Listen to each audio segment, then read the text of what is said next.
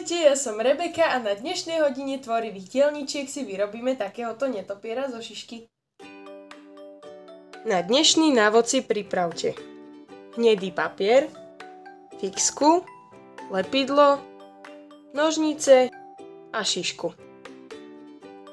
Začnite tým, že si šišku priložíte na hnedý papier a fixkou, alebo ak si nie ste úplne istí, tak aj ceruskou si nakreslíme krídla.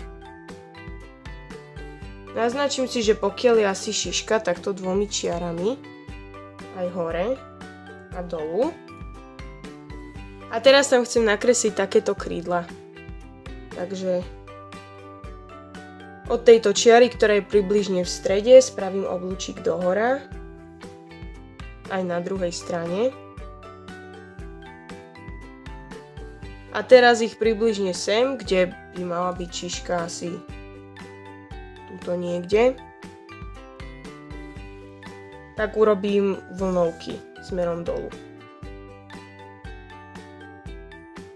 A to isté aj na druhej strane. To, ako to ukončíte, tu je jedno, to bude vidno len zo zadnej strany. Tuto, kde mám vrch hlavy, ešte musím spraviť takéto uši. Najprv rovnú čiaru, potom oblúčik. A nechám si tu takúto časť, ktorú potom nalepidlujem, aby mi to držalo o tú šišku. Môžete mu nakresliť aj vnútornú časť ucha. Ešte tieto čierne čiary, ktorými spojím, alebo teda nejako vystúžim tie blany, čo majú netopiere. Keď to mám takto fajne predkreslené, tak si ešte raz primeriam šišku, že či je to tak, ako som chcela. Vyzerá, že aj áno. Tak vezmem nožničky a celé to vystrihnem.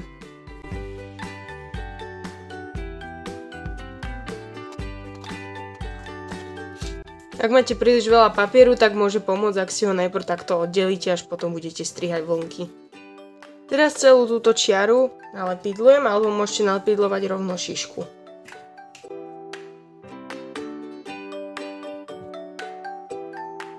Poriadne ju tam prilepím.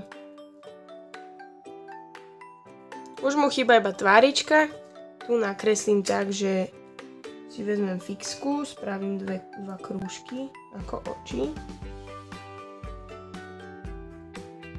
Túto časť odstrihnem, aby som to mala ako rovné ústa. Urobím tam čiernu čiarku.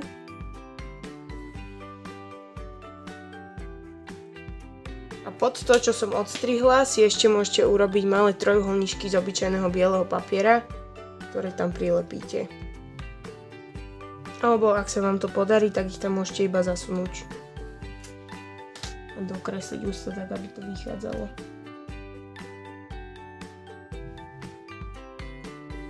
A naše netopiere sú hotové. Ak sa vám toto video páčilo, nezabudnite mi dať like a subscribe, aby sme tvorili aj o týždeň. Ahojte!